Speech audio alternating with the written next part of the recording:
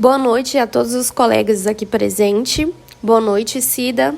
Iremos dar início agora ao nosso seminário de didática, fichamento do texto, o processo de ensino-aprendizagem na educação infantil em tempos de pandemia.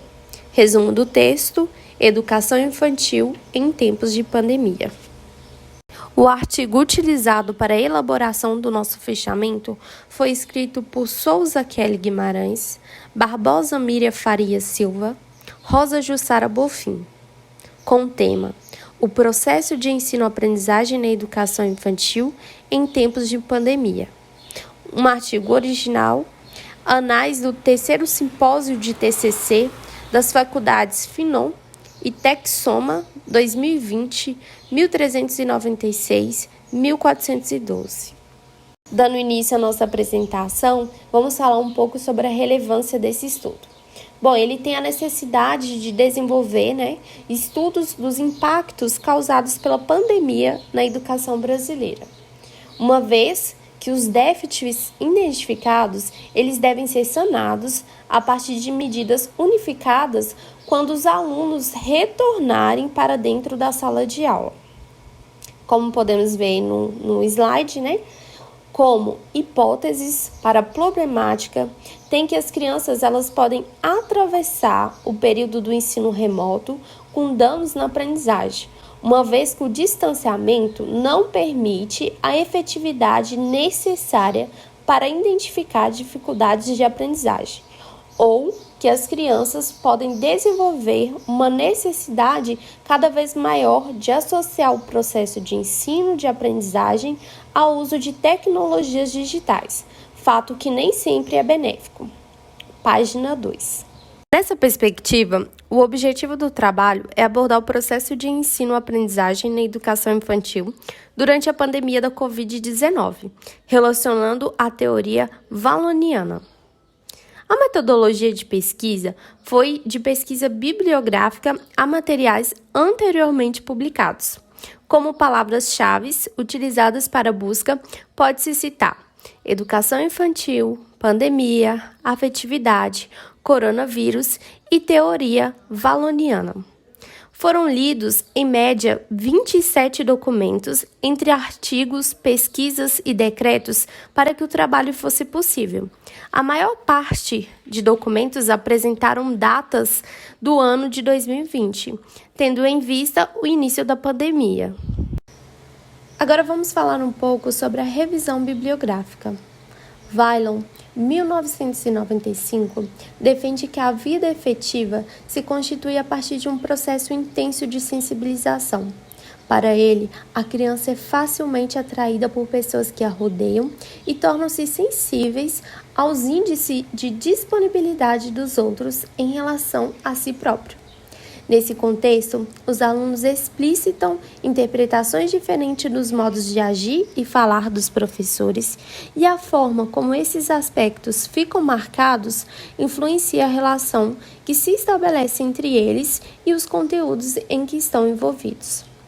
De acordo com a teoria valoniana, existem 8 aspectos que revelam a influência da afetividade no processo de ensino-aprendizagem, sendo eles as formas de o professor ajudar os alunos, as formas de falar com os alunos, as atividades propostas, as aprendizagens que vão além dos conteúdos, as formas de corrigir e avaliar, a repercussão na relação aluno-objeto de conhecimento, a relação do professor com o objeto de conhecimento e os sentimentos e percepções do aluno em relação ao professor. De acordo com Weilon, 1971, no campo cognitivo, cada estágio se integra ao anterior e ocasiona a assimilação do conhecimento por meio do convívio da criança e do meio em que ela está inserida. É correto afirmar que o desenvolvimento cognitivo, para que haja amadurecimento, necessita de várias experiências e formas. Dessa forma, a efetividade pode interferir nessas relações, uma vez que estão presentes no desenvolvimento humano e são responsáveis por uma influência positiva na formação da cognição. No caso das crianças, uma vez que a afetividade propicia melhor a aprendizagem, faz-se necessário que os indivíduos se sintam acolhidos no ambiente de aprendizagem. Em decorrência do processo de ensino-aprendizagem dos alunos da educação infantil, foi feita uma pesquisa de campo na qual a pergunta foi: as crianças da educação infantil estão realmente aprendendo com as aulas remotas? A pesquisa contou com a participação de pais e professores que atuam na educação infantil. Ademais, responderam um questionamento cerca de 185 participantes, conforme o gráfico. Bom, de acordo com o gráfico, podemos ver que 6,5% dos participantes responderam que sim, as crianças estão aprendendo.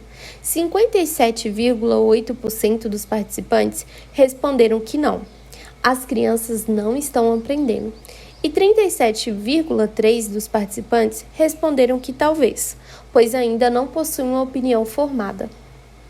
Como se percebe, a maioria dos participantes responderam que não, ou seja, acham que as crianças da educação infantil não estão aprendendo com as aulas remotas. Conclusão.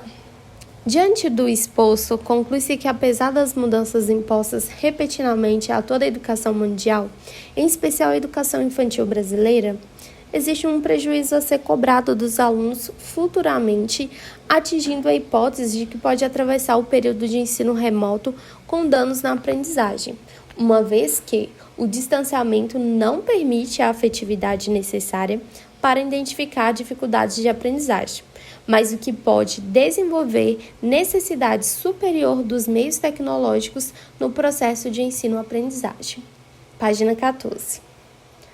E conforme os estudos de Weiland, demonstra que a criança inserida na educação infantil possui necessidade de interação e afetividade com os adultos envolvidos no processo de ensino-aprendizagem no seu desenvolvimento, em especial os educadores. O distanciamento provocado pelo fechamento das escolas em decorrência da pandemia provoca também uma ausência da afetividade defendida pela teoria valoniana, que contribui para o desenvolvimento da criança em diversas áreas.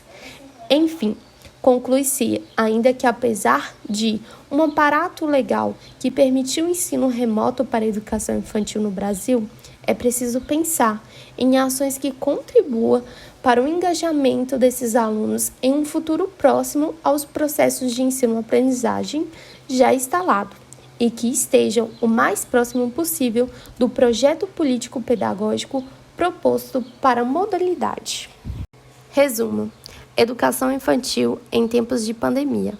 A pandemia chegou de repente e com ela a necessidade de adaptação e ressignificação de muitos atos diários, inclusive a educação. Com certeza você já deve ter ouvido falar sobre as tecnologias da informação e comunicação, TICs. Bom, a ruptura imposta pela pandemia do coronavírus foi radical e exige uma adaptação sem uma prévia construção de conhecimento dos professores e de alguns estudantes ao mundo das TICs. De uma forma intensa, sem que a maioria desses tivesse uma experiência prévia que os colocasse mais confortavelmente numa relação de aprendizagem diferente das que estavam habituados. Surgiu então o Plano de Estudo Tutorado, PET, que em Minas Gerais foi a solução encontrada. Essas atividades ofertadas por meio de regime de estudo não presencial, que foi desenvolvido pela Secretaria. A principal ação é o Plano de Estudo Tutorado, PET, que são apostilas com conteúdos das disciplinas concentradas em volumes e por etapa de ensino. Pais, alunos e professores tiveram muitos problemas e a rotina escolar tornou-se um desafio diário para todos envolvidos. Portanto, podemos concluir que o método de ensino remoto, especialmente no caso da educação infantil, os professores precisaram se reinventar. A cada dia, precisava-se ter uma ideia diferente para se trabalhar com as crianças pequenas desse segmento de ensino, ainda mais quando os meninos e meninas estavam privados há meses de convívio escolar. Assim, os familiares e responsáveis passaram a ser vistos como mediadores nas rotinas diárias das tarefas escolares e tiveram oportunidades de participar de forma ativa na educação da criança.